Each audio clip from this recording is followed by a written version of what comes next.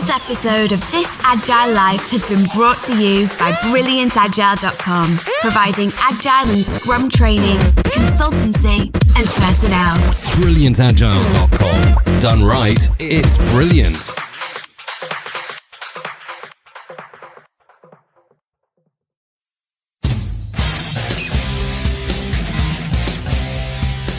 Recorded on Wednesday, October 23rd, 2013, in St. Louis, Missouri, and Chicago, Illinois. This Agile Life, Episode 22, Second Puberty. Welcome to This Agile Life, a podcast about what it's like to be agile in the real world. Hello, everyone. I'm the host of This Agile Life, John Sextro. Joining me today, I have one regular co-host and one special co-host.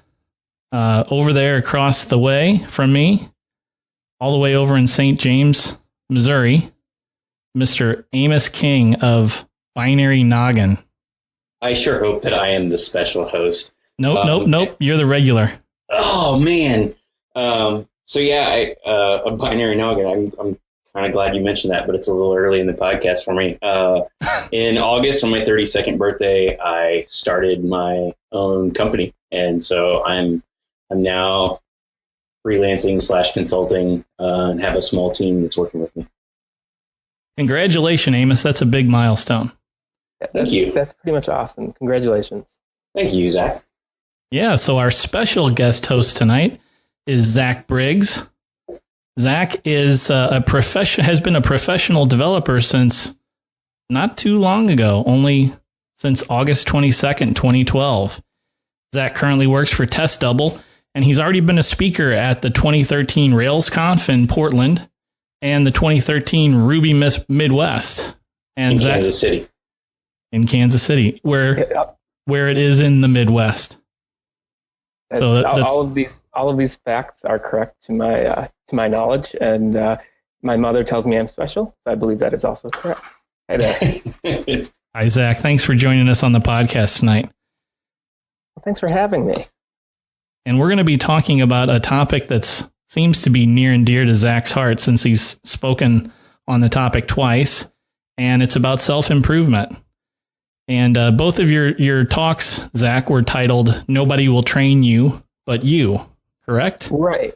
Well, it's mostly about not having any friends and having nobody willing to train you. But as a side effect, self-improvement comes in. Amos, you can relate to that. Not having friends or self-improvement? Not having friends. Ever since I started hanging out with you, they've kind of all gone away. But this podcast just got sad. It didn't just get sad, but it got sad for you, Zach. Why don't we speak seriously for a moment, a little bit about self-improvement, and have Zach give us some of his talking points as they were from your talks. Sure, absolutely. Well, as you mentioned, I did give several conference talks, so that makes everything I say science and factual. Right. So I kind of stumbled into software development when I was so busy I needed to write software or just drown in my own blood and work. So I was doing data analytics for direct mail, which is like super exciting, exactly as exciting as it sounds, right? And May 2012, I Googled Ruby on Rails, which is a framework. You should check it out. It's pretty neat. But I've heard of it. Yeah. It's what the cool kids are talking about. Actually, it's not what the cool kids are talking about anymore, which is kind of awesome. Different topic though. And whereas before I was absolutely in love with the problem set, which sounds kind of weird because it is direct mail and is actually really boring. I absolutely fell in love with writing software and just completely immersed myself in it. Had you ever written any software like tangentially while you were doing your direct mail analytics, which I almost passed out right in the middle of saying direct mail analytics? So there's because of overexcitement, right? No. The human brain can only take so much excitement. So I not kind of. So I don't know if Excel macros count as code. I guess they do. The Visual Basic behind those. I was doing chi-square tests and nothing but pure MySQL scripts, which is not Turing complete, and those are pretty ugly. It's not a thing I'm proud of, except for I'm a little bit proud of it. I have a history of building a little bits of automation here or there. I did have a couple computer science classes in the late 90s, early 2000s that, if you count each time I took them because of the times I failed them, then you could double the number of computer science classes I took. So, but no, not professionally, not really. Then you had you kind of had a long way to go in the self-improvement area to get and become a functional and proficient and get that first junior developer moniker on your name, right? How did you get there? Yeah, well, it was, so I got lucky. So this is when I was working in, living and working in Columbus, Ohio. The Columbus Ruby group, the Columbus Ruby Brigade mailing list. John Hogue, first guy to ever give me a shot at actually writing code, posted that their project, they needed devs, super rare these days, right? So I quote unquote interviewed with him, which I think just involved buying him a couple beers at a bar. You're hired. I realized 45 minutes into sitting at the bar with him and one of his coworkers that I was being interviewed. I think it was when they pulled up my GitHub profile and started going through the code for the project I'd built for the direct mail company. So you had GitHub profile before you were really working as a developer, right? Right. So from May until August of that year. So math's hard. So 3.5 months lead up time from when I'd started building a Rails app to getting paid to do that exclusively. That's pretty amazing. That's a very short turnaround time, and now you're contributing to open source and speaking at the community and everything else. That's pretty awesome. Like I saw you at Ruby Midwest. That's where we met, and I was kind of blown away by your talk. At the beginning, I think I heard your heart beating through the microphone because you seemed a little nervous. Well, I didn't pass out, but it was. Are you sure that wasn't because you screamed at him, Amos? I don't do that when I'm in the crowd. Yes, you did. I listened to it today. I screamed to Zach? Oh, that's because I had dinner with him tonight. I can't hear you! That's what I call a supportive, loving scream. It was. Wilhelm scream of love. Okay, if you say so. I'm pretty sure. Once again, conference talks, science. Yep. You get to throw that card down. You can't argue with him. Nope. Right. That and what's that old chestnut? Don't argue with a fool because people might not be able to tell the difference. I hadn't heard that. Keeping that one though. One of my favorites. Yeah, every day I get paid American dollars to write Ruby, and these days it's more JavaScript. I just wonder at what point am I going to get caught? I mean, the novelty hasn't worn off yet. You mean when is somebody going to figure you out? Right. I mean, I'm getting paid for this. Right. All right. I mean, this is something that I would just do anyways. So how much do you think that self-improvement comes out of just the pure joy of developing? That one's complicated, right? Because there's another oft-used phrase, do what you love and the money will follow, which sounds really nice. And if you really hate a musician or a painter, just tell them that, right? There's areas where the other part of that equation is do what you love, so long as what you love is a marketable skill, and then the money will follow. And so I needed to fake. Well, let me back up a little bit here. So I worked for that direct mail company for 7 years. Before that, I was a third shift mail sorter. So it was still a step up, but it was data entry. And I was very angry there for a while. And I did half-assed work and wasn't the greatest employee or team member because I was so angry. And didn't they know how brilliant I was? And why haven't they given me a shot as a programmer? Because I failed college courses in programming. Don't they know who I am?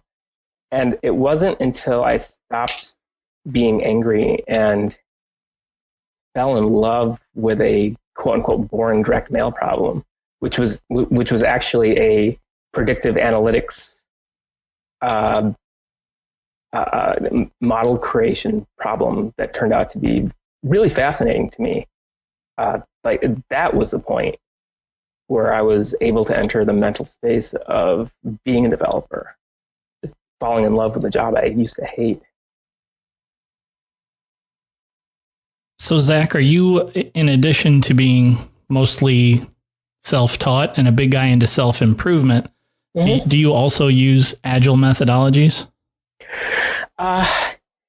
So my life is so charmed that I have no concept of software development that doesn't involve pair programming and tight iterations and not doing the big design up front and doing behavior-driven development and test-driven development and continual integration, continual deployment. This is baseline for me. This is so you're talking to a 3-year-old who has no concept of life without an iPad, pretty much. Right. That's not fair. That's not fair, Amos. But I mean, look how far he's come. What is it? Where are we? 14 months of professional development, already speaking at conferences. I've begged him to pair with me. That's just amazing. And I don't think it's by accident that you've come this far being in that kind of environment. I think that it definitely helps grow, like pairing especially. Oh, absolutely. I tell people I'm chemically addicted to pairing, which might actually be true. I think I am. I would definitely say that. I have withdrawal. Yeah, and it's especially since we're on a distributed team. And so if I'm working from home, and which allows me to not actually shower or put on pants in a work day, which is nice, and it's a day where the pairing doesn't quite line up, so I'm working solo. String 2 or 3 days like that together, and I will get a little bit blue. Okay, well, you said something there. We're on video chat right now. Mm-hmm. Are you wearing pants? Do you want me to answer that question, Amos? No, probably not. Okay. Lead the fifth. No comment. I want to make sure this remains a safe place for the podcast listeners. Back onto the self-improvement topic. Sure. It almost seems unfair for you and for guys like me, for sure, and probably for Amos as well, because I think all three of us are folks that are lucky enough to get paid to do something they would probably otherwise consider a hobby. So self-improvement is a fun thing for us. What do you tell people that, this is really a job for them? And how do you convince them that self-improvement is important and then motivate them or try to motivate them to improve themselves? I would say that is impossible, but I think it's also, I think it's possible to motivate somebody into this kind of mindset. I know it was, or at the very least, it was impossible for anybody else to show me until I was ready to see it. But it wasn't until I felt safe and secure, where I was in a place where it was safe to make mistakes and safe to suck at things until I could suck less at them without being shamed for doing it the wrong way. without a bunch of environments like that, it would have been much more difficult, maybe even impossible, to put myself on this self-reinforcing, like positive feedback loop of learning. I don't know if that answers. It does. Amos, don't you think it's tough to get to the spot that Zach is in, where you have the privilege, where you have the green light to fail, to be wrong, to make mistakes, to go down the wrong rabbit hole and have somebody bring you back without completely trashing you? Because I know that there are tons of people I've worked with in the past that were pretty unforgiving of that sort of thing. That might be me you're talking about. Yeah, I think it's really hard to get there. I think I spent my early career either being really quiet and sitting in the back, afraid to say things because I thought other people in the room were smarter than me, or just not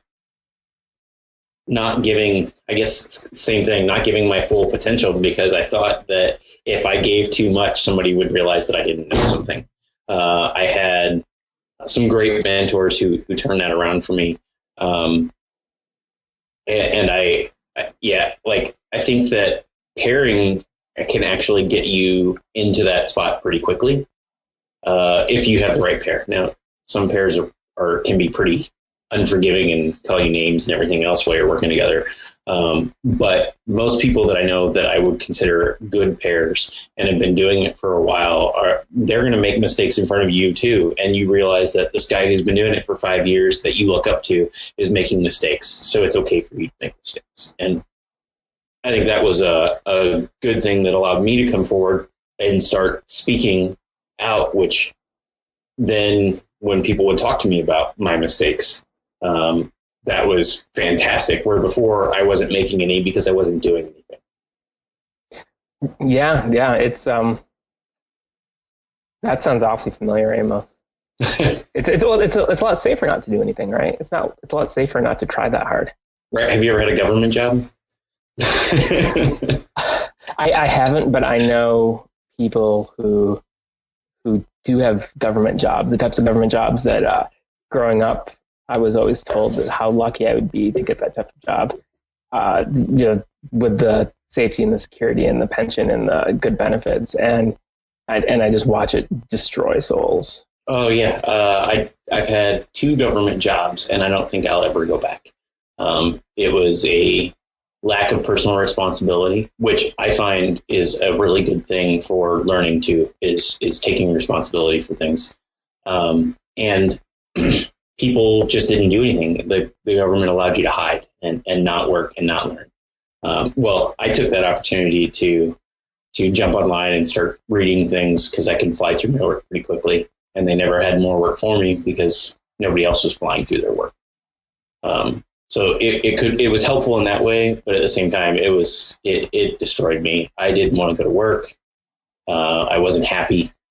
So moving out to companies that want you to innovate and believe in responsibility is good. And I think that we were talking about having being unafraid to make mistakes. A big thing that helped me with that was working with a team where when the build failed, it wasn't, hey, Amos broke the build. Amos, you need to fix the build. There was no finger pointing. It was, hey, the build's broke. Let's fix it. It bugs me a little bit when I hear stories from teams where somebody who breaks the build has to buy lunch, because I feel like it's cute and it's important to have personal responsibility, but having a cost for failure and using shame, I feel ultimately could cause more harm than good, based on no data whatsoever. But you spoke, so science. Oh, I'm sorry. Therefore, it certainly doesn't do anything for team morale or for building that safe environment where people are encouraged to press limits and are welcome to fail as long as they have personal accountability and responsibility for what they're doing. Right. I mean, so long as I think we've all been in situations where somebody who has little to no regards for tests, and they might actually almost be celebrated by pushing out features, but there's a number of silent teammates behind them cleaning up, like all the time. I don't know. I've definitely seen that a couple of times. I've been the not awesome person cowboy coding and really enjoying my rescue hero pants, and that's definitely not what I'm defending right there. I have been the opposite on there. I've been the cleanup guy. I was lucky that whenever I first started doing TDD, that I had some pretty zealous teammates that really drove into me that this is how it had to be done, and I was pairing immediately, so that worked out really well. Oh, good. Yeah, that's that experience when I was at Call Copy, which was the job before going to Test Double. That experience of getting into a habit of not writing tests and wondering why I had stopped learning. Like I was kind of under the assumption that once I made it, I would just automatically learn on the job. But instead, I was causing more problems than good, and not writing the greatest code. And so, do you think that doing testing has helped improve your knowledge of programming or language or software design or all of the above in general? Yes, and the hesitation in my voice is I'm conflicted on rigid adherence to any kind of methodology. Blasphemy! You have to do it my way. but at the very least, learning how to do test-driven development and drilling that until it becomes reflexive, even if there's times when I choose not to use it. But that process, A, eventually became a blast, and B, it just forced me to have a much deeper understanding of whatever tools I was using at the time.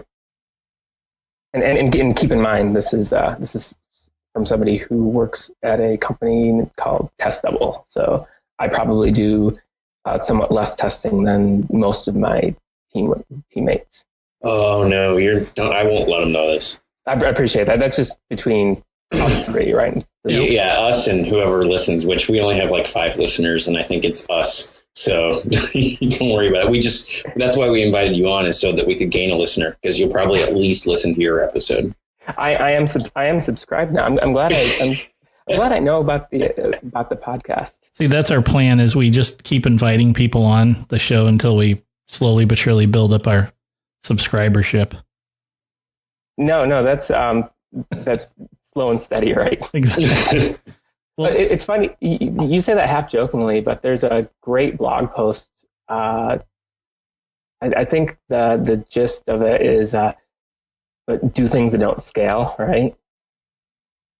And that's just an example of something that you'll definitely have a lot of engagement from me, and it's something that's insane and doesn't scale. Look at Avdi's Wide Teams podcast. I mean, I'm pretty sure that January 13th, 2014, I got it in my notes here, Avdi will have interviewed every remote developer in the world. That's hilarious. It's over then, I guess.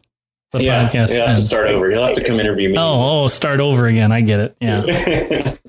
Let's take a moment and start talking about some of the interesting things that you've talked about in your presentation, Zach, for self-improvement and for some of the principles that you use. I mean, I like some of the techniques that are not technology oriented. Yeah. I actually, so we talked about earlier tonight that we have picks at the end of the podcast. I picked your talk, and I picked note cards. Which came directly from you. That's been the biggest thing for me. So just those types of things, I think that you had ideas on would be great for everybody to hear about. Sure. Yeah. So one of the points in my talk is I feel like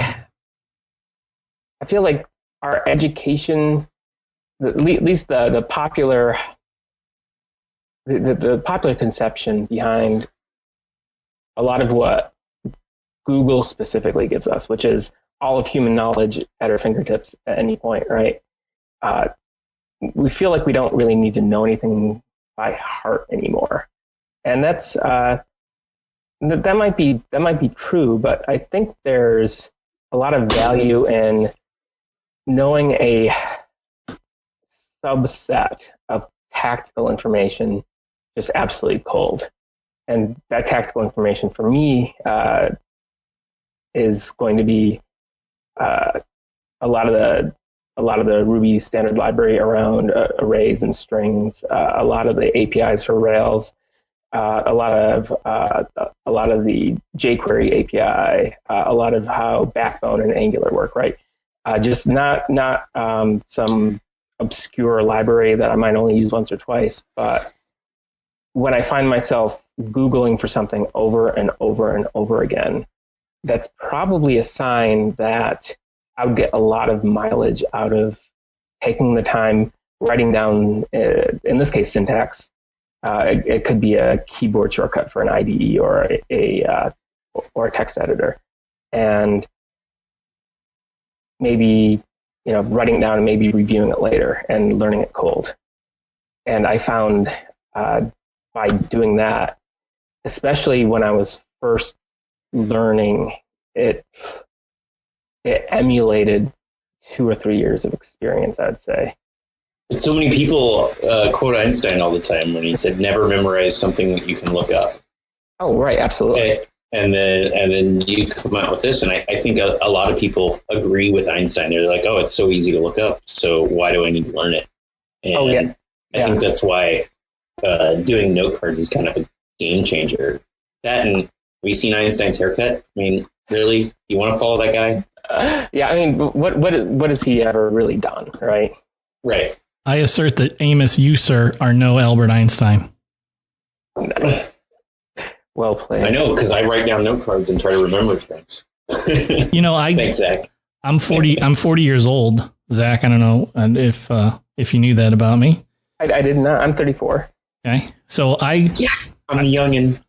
Shut up, Amos. I cut my teeth as a developer when, believe it or not, there really wasn't accessibility to the internet. Well, it was Ada Lovelace and him. They spent a lot of time together. Yeah, she was pretty hot. But we had things called manuals. They were like printed books. I don't know if you guys have seen these things before, but they. Oh, like what Grandpa would use. Well, you did say that you went to the library earlier, but does the library even have books anymore? I don't know. I think you just check everything out on iPads. So I think paper has a great feature set as far as information storage. I mean, it's not necessarily great for indexability or rapid searching, but it's flexible. It's battery life is great. Readable in sunlight. Yeah, highly portable. I loved it when you mentioned that in your talk. But it also was a time when you interviewed, I mean, people asked you like API questions, a lot more than they do today. And that was important because every time you had to open that manual, talk about a context switch.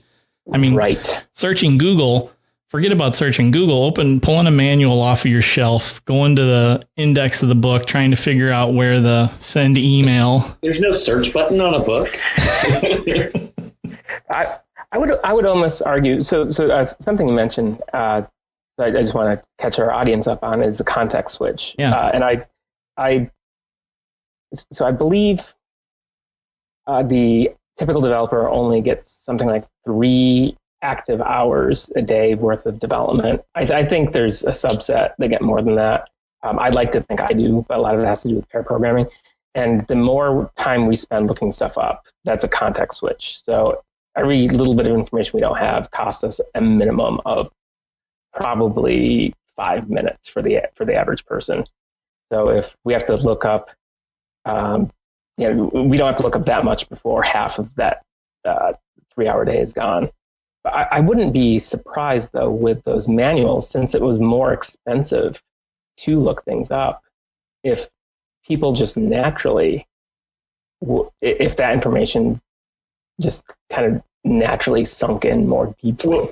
Well, I think a big thing with the note cards, right, is that, yes, we have a context switch when we look up things on Google, but it's a minimal context switch. You're still typing, you're still looking at the screen, where going to a book or going to the note cards and writing something down is such a huge context switch that I rarely do anymore, that my brain says, holy crap, this is important.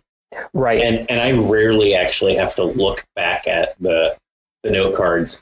Once a week, I like to glance through the ones that I have and just try to answer them like they're like I wrote the answer on the back and a question on the front, kind of like a flashcard. And I really don't even know that I need that. Like, I never have a problem because it's like it's ingrained now. I take a lot of notes on paper actually, but it was just so much different than even writing it in my notebook. That context, which I think kind of says, hey, this is important. Yeah, I don't know what it is. I kind of came across the note card thing on accident when I was teaching myself how to use Vim, and I realized I was a lot better at using Vim than I was at Ruby, and I was being paid for the Ruby. So I thought, maybe this is applicable elsewhere. But yeah, whatever it is about writing out the information longhand, with your actual hands with an actual ink pen or maybe a pencil, there's something about that process that just etches it into my brain. I wonder if I got a pencil and a pencil sharpener and actually sharpened it every time before I wrote on the note card, if it would even ingrain it a little more. It'd be an interesting experiment. And I also find that that if I'm so my rule of thumb is if I search for something and I see a purple link, then I will write it down, because that means I've looked for it before in the last 30 days. I clear my history and cache on purpose so that I don't ever see those. So you don't embarrass yourself. Just script that away. Goodbye, purple links. Yeah. It's interesting to me, Zach, because when you said that, it reminded me that I have said on multiple occasions to folks that the act of writing something down almost makes what I have written down obsolete, because the moment I write it down like that, it's immediately committed to memory.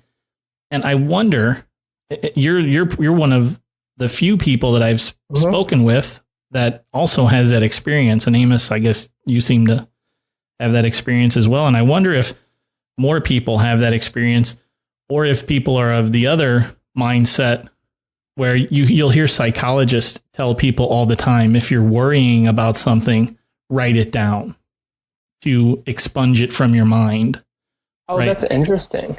So that's like the complete opposite of experience that we seem to have. But maybe it's also a different part of the brain, or some different other brain related activity. I don't pretend to know what's what the why behind it, but I don't follow as much anymore. But for a while, I followed getting things done, that methodology of organization pretty strictly, and I always found that the act of what that system calls capture, just if something pops into your head, capture it somewhere. I found that in itself just to relieve stress. So it's interesting that you mentioned that. Yeah, and I still use GTD today in my daily workflow, keep trying to keep my sanity and remember all of the things that I accumulate that I need to do. I ended up using it only for my business life. Oh, I agree. I do as well. I'm sort of a Merlin Mann disciple when it comes to some of that stuff. So I don't need to keep a list of things to get done at home, because my wife keeps that for me. Lucky you. She's a wonderful woman. And without her, I would probably shrivel up and die. She has to be amazing to put up with all your shit. That's true. That's very true. I believe that last sentence was brought to you by the Real Talk hashtag. Real Talk hashtag. All right, that might be the show title. But yeah, when it comes to side projects and stuff at home, I figure if I'm not into something enough that I consider optional to actually do it in lieu of a system, then I'm better off just kind of letting that fall off and maybe taking a little bit more easy on myself, realizing, oh, wow, I'm probably never actually going to teach myself guitar, and I just need to get okay with that. Because I'm this weekend, I guess I'm obsessively playing around with a chainable API for the bowling kata because that's what my fingers are doing right now. Nice. Or whatever it happens to be, right? And just kind of just taking it a little bit easier on myself and letting whatever part of my brain I don't have to think about very much drive my learning. So how often outside of your regular work would you say that you're coding? I can actually give you that amount of time because I've got rescue time. Oh, nice. So I believe last week it was 16 hours outside of work that it had me at the terminal, which is the program I use, just the terminal.app, or I guess it'd be iterm2.app for my specific workflow. But I've absolutely spiked to greater than that when I'm obsessed with something, and I've also had weeks when I've had to have been okay with me spending less than 10 minutes or maybe 0 minutes doing programming outside of work. I've been doing that lately, and it's kind of killing me.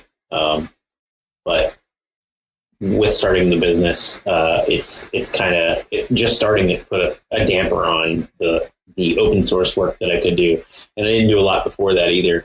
As often as I could with 3 kids.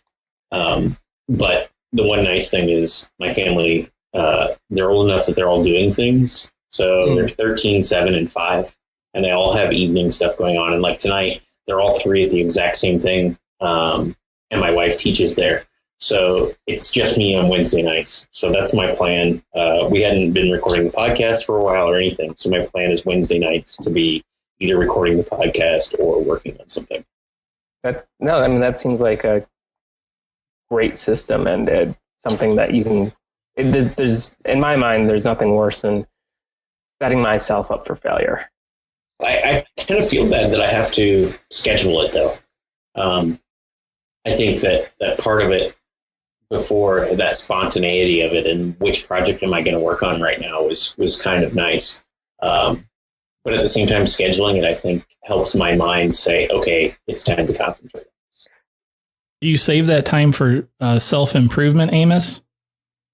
Yeah, sometimes during that time, instead of working on open source lately, I've been reading a lot of blog posts. I'm not good at regularly reading blogs, mainly because there are 3 or 4 good posts, and then it only takes like 2 that I'm not really interested in for me to not want to go back to that blog for a while, which is sad. Because I miss a lot of good stuff, and then when I do read, I end up reading that same blogs again, but I have to read 15 articles, catch up. And I used to listen to podcasts all the time because I drove 2 hours. So right. I am taking this evening time now to try to do all those things that I think help me grow and learn before, and just being a part of the community. I find one thing that helps me a lot is working with other people that are trying to learn things new, TDD, Ruby, things that I kind of know something about a little bit and that I can teach them, because I think I learn a lot in that way. And it's amazing the things that they teach me too. So Zach is the professional speaker and the professional on self-improvement. Do you think Amos gets to count reading blogs and listening to podcasts as a method for self-improvement? No, but I mean, he can if he wants to. But so I was so that jumped out at me too. So so I would say earlier this year, I got very, very, very little out of reading, but that could have been because of how new I am. Because I do get some things out of reading now. I feel like I might have enough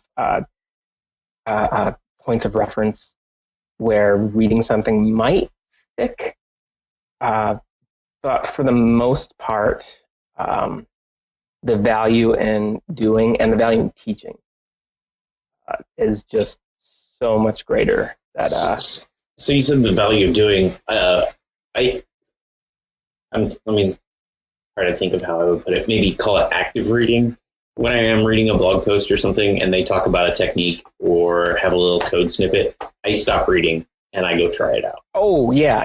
Yeah, I cannot just like pick up a book and read it and know it. I'm not that way. I wish I was, but okay, absolutely, yeah. Active. I'm gonna file that way as so. I will. There's still some types of practice cause me enough low level anxiety that I will push it off and just not do it, and not do active reading so much as screw around on the internet. Well, I've never been to Reddit, so I think I'm ahead of the curve on screwing around on the internet. I don't go to Hacker News. I did that for about 3 months and decided that I was wasting my time, unless articles come to me semi-organically through like friends saying, "Hey, you should read this." I'm probably not going to read it that often. But unfortunately, that also means that a lot of the material that I do end up reading is pre-digested, and I worry sometimes that that pre-digested content may not have things that I should be learning because they're passing me the same kinds of things that we all already know about, and maybe not challenging me as much as I want it to. Trouble with the word should. Like I'm much easier with the word is, but I don't think there's any. I don't think so. You and RSpec don't get along. Okay, so it's funny. Okay, let's put a pin in that. I want to come back to that one. But, yeah, I don't think there's anything wrong with that. I mean, there's every year there's so much more information in the world, and the information is so much more volatile that it's hard for me as an old internet man to let go of all the things I should know and all the things I should be reading. I absolutely feel that. And regarding RSpec, so when we're talking about writing things down that we have to look up, something that happens is the APIs and the tools that are harder to use become much more apparent, because for me, I have a lot more note cards on certain topics than others. So Ruby, I ended up learning pretty quickly. And considering it's the first general programming language I really use professionally, it's remarkable how much more difficult I still find Git, right? So as far as the usability, RSpec's another library where there's a high probability that I will spend a lot of time looking up RSpec matchers, which of course is a testing library in Ruby. And so I find a side effect of writing things down that I don't know that looking up is, the APIs that are harder to use become much more apparent. So you were talking about topics. Do you mark your note cards with like what the topic is and separate them so that you can see this visually quickly, or is it just like I'm pretty sure that I have more on that topic? I find myself needing fewer note cards these days, but typically I'll use, or at least I'm creating fewer these days, which is trending in the right direction. Or maybe not. Maybe I'm not learning as many new things, and that's problematic. But I tend to not have them super well organized. I'll use little binder clips, and so my Vim cards will be in one little pile, and then my RSpec cards will be a different pile. So you do separate them a little.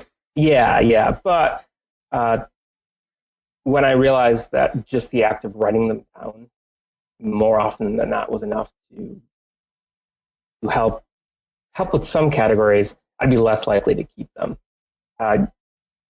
Git and RSpec being the exceptions there.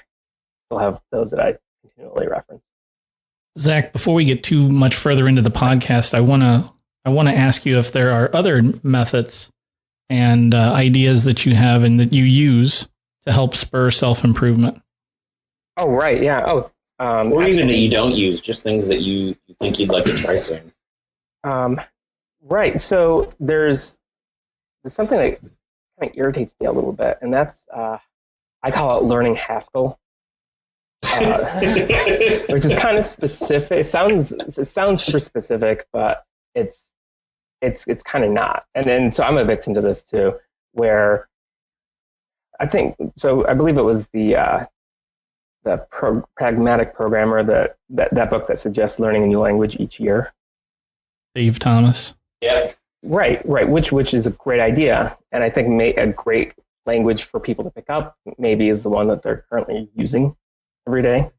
So I think the idea of cross training is really good, but I find it is so much more powerful to work on getting mastery in what we're already learning first, and then when there are diminishing returns there, then maybe looking at something we're less likely to put into production, like Haskell. And I also... my college roommate writes Haskell for a living full time. Oh, does he? He would be really upset if I didn't say that, yes, there's production Haskell out there. Oh, no, that's awesome. I wasn't aware of it. Yeah, he works for, I don't know how you say it, Galois in Portland, and has for quite a while, writing Haskell. Oh, that's awesome. And so the reason why I pick Haskell is whenever I let my guard down and I'm procrastinating, I'll start screwing around and just not actively reading, but just like looking through Haskell Stack Overflow posts. And considering I've never written a line of Haskell before, that's probably not super productive. Right. What about what's your stance on like online training? Because at one point I went off the deep end. Back in my Rails obsessive days. I was like buying everything. There's nothing wrong with that. Everything from Peep Code and watching every online tutorial I could. Where do you stand on that as far as self-improvement goes? So I'm a big fan of the right tutorials, but it's a so my general philosophy on learning, and especially given how rich the Rails tutorial community is finding a source that's trustworthy, finding somebody who's more skillful in specific areas than I am, and essentially just completely ripping off everything that's in their brain and copying it over to my brain, at least temporarily. So the example I use a lot is just Rails software and Gary Bernhardt building out a small Rails application. And some of the skills I got from, I think I spent something like 40 hours memorizing an hour worth of video, which can get obsessive, I think. But I could have spent those 40 hours looking at 40 different videos of the same length, right? But by focusing and learning what a smaller skill set well, rather than broadly sampling from a wide skill set, and then trying those skills out in my own projects, and then attempting to teach other people, sometimes successfully, which is the doctor. I believe that's how doctors work, surgeons, where they learn one, they do one, and they train one, which I hope that's an exaggeration of the one thing. Yeah, me too. It's under supervision. Right. This is my one and only open heart surgery, and then I'm going to teach somebody how to do it tomorrow. Right. Yeah, exactly. That's super confident. But I find that that critical path of learning is so effective, where it's just deep focus on a small subset of skills, trying them out in production. It's being paid to try out those slightly better skills is awesome, and then showing other people why they're good, or maybe showing them what didn't work so well. super powerful. I can't learn anything simply by watching a video or memorizing a video, or, well, maybe I haven't actually tried memorizing a video or repeatedly reading a book. For me, it's all about putting hands on keyboard and getting some muscle memory for the API or for the development language or for the technology. What about you, Amos? It really depends on how in depth and long the video is. Really, short videos. I actually put this as one of my picks is Ruby Tapas. A lot of the Ruby Tapas are really short, and I have a tendency to like pull things out that I've learned from them a month later without really thinking much of it.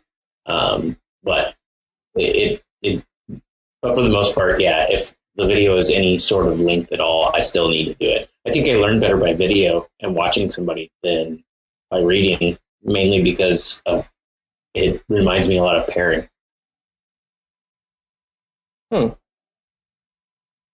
That's a good point. If there's something visual and there's something instructive, almost pairing like in watching well done tutorials or e-learning series that are kind of like, okay, here's some information, now go do this, go do an exercise or try to implement what I've just implemented without referring to notes or whatever it is. But yeah, right. I can see how that would be very, very much akin to pairing almost. Yeah, like the P code ones, I have to pause and rewind and do everything along with them. Yeah. Otherwise it's gone. Agreed. And to be clear, that's very similar to my approach with tutorials as well, where when I say memorizing a tutorial, I mean following it keystroke by keystroke, or if I'm not in insane 40 hours for a single video mode, just being able to making sure to type out a bit of it, like Amos. Yeah, I almost like turn it into a kata, like do it a couple times. But I think that's why I really like the Ruby Tapas stuff, is that it's so small and a lot of the stuff in there, lately he's been talking about threading and I don't have to deal with that a whole lot. But the things that are applicable, I can usually find at least one place to apply it the next day, but not to overuse it. And so that really helps, is applying it on a real project, not just a toy project, makes a big difference for me too. Yeah, there's something about applying that learning while you're getting paid for it. I don't know what it is, but yeah, absolutely. Interesting. Yeah, because I feel bad if I don't actually know what I'm doing. That might be it. I mean, it could be that risk level, right? But then we go back to earlier where we talked about you have to feel like you can make a mistake. True. I just don't want to make mistakes and get paid for them if I can avoid it. No, that's valid. But I will make them, I promise. As much as I like to pretend I'm perfect, there's no. Right. We all like to pretend that you're perfect. Oh, thank you. Yeah. Well, guys, we are just about out of time. And since I've said that we're just about out of time, that means it's time for us to do our picks. No, you got to see if Zach has anything else he wants to talk about. I do? Yeah, you should. Why don't you ask him? Light host thing to do. Well, why don't you ask him, Amos? I mean, it's not 60 minutes. We're not on a TV time schedule. We aren't? Are you two married? Did I miss that? Well, once. But we don't talk publicly about it, so we just talk about it on the podcast. Zach, is there anything else you would like to talk about? Well, I just wanted to mention that I have gotten a chance to pair with Amos before, and he's definitely one of the stronger and more impressive developers I've gotten the pleasure to work with. So, yeah, I mean, when he talks about the stuff he does that works well for him, he's definitely an excellent person to listen to. So endorsed for being awesome. Wow. I didn't try to get him on the podcast to say this, but I did pay him. Well, thank you, Zach. I really appreciate that.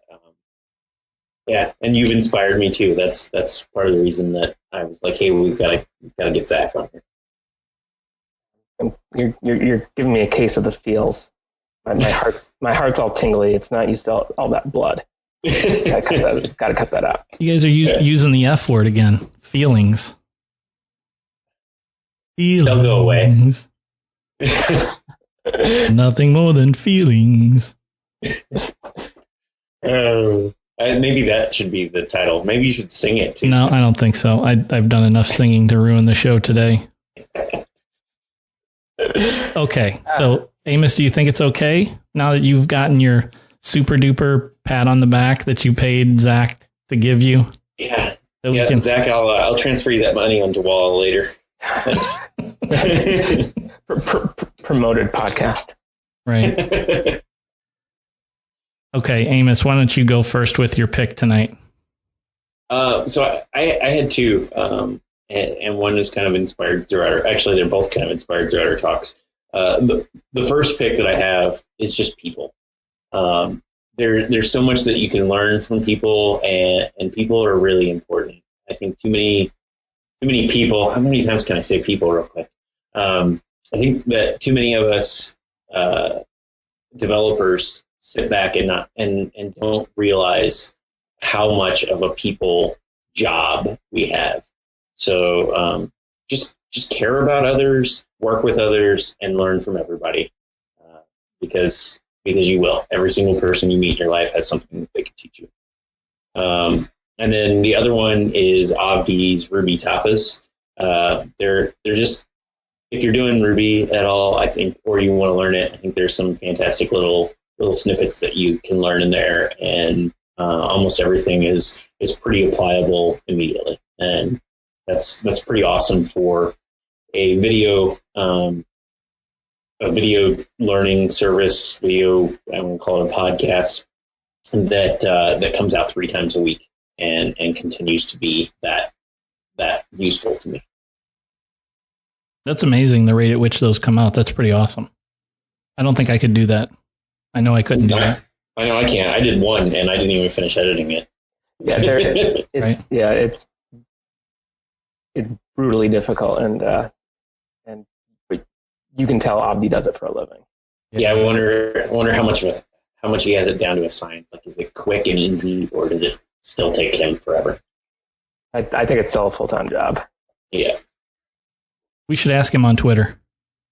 We should. I'm going to do my pick next real quick because it's a simple one. It's a website that I've started using recently called workflowy.com. I really hate the name. It's kind of embarrassing to say, oh, I go out to work and put my stuff in Workflowy. But it's really a pretty cool tool for kind of doing brain dump. We were talking a little bit about brain dumping stuff on the note cards, but this is obviously brain dumping onto like a web page. And it's awesome for like creating outlines of information and putting together. I've been using it to kind of organize my thoughts around some classes that I want to write. And it's been really, really useful. So if you're into outlines, if you're into getting things done sort of stuff, check out workflowy.com. Nice. Yeah. Zach, our special guest tonight, we let you go last to have the position of honor to give us your picks. All right. I grabbed a third one when you gave me time to think about it. So that's on you. Awesome. My first pick is Brett Victor's The Future of Programming talk, which the way I figure it is the moment we think we know what we're doing, that's the moment where we stop learning. So hopefully that talk will be as much of a gut punch for everybody else as it was for me. Next pick is Leon Gersing's talk, You, where earlier we're talking about maybe getting into a mindset of teaching ourselves more or creating safer work environments for people to grow. That's a great talk for that.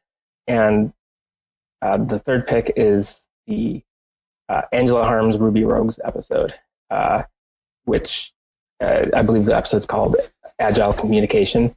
And the whole thing's essentially, it crystallized in my mind.